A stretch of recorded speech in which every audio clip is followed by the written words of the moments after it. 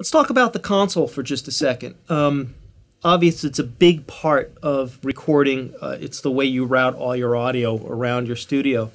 And most of us these days work with DAWs to some degree, and they are made to mimic this kind of functionality. It's hard to say that you need one of these anymore, to be blunt. I have a lot of respect for SSL. This is an SSL console, of course.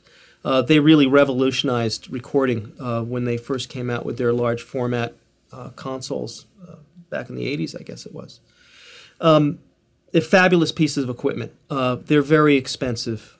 This thing had to be many times the price of an average house in the U.S. when it was sold new. And they're difficult to maintain. There's a whole bank of power supplies. Special air conditioning is required. I mean, it's just not practical to have this in your house. But do you need it?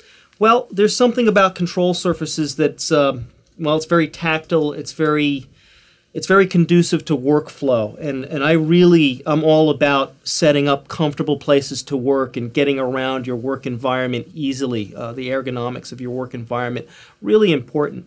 And so with a console like this, the ability to reach up and quickly tweak a Q send for something, if you're tracking, is invaluable. It simply takes a little longer if you're mousing around on a DAW. The control surfaces for those are quite functional, and I recommend them. But as far as needing this, boy, that's a tough call. They have a particular sound. To a certain extent, they define a particular sound of music. And there are any number of plugins that attempt to recreate the sound of the equalizers, of course, or in particular the SSL stereo bus compressor. Very popular, device. Very, very nice compressor. So I guess the upshot of it is, don't get hung up that you don't have one of these so you can't make a great recording. It's simply not true.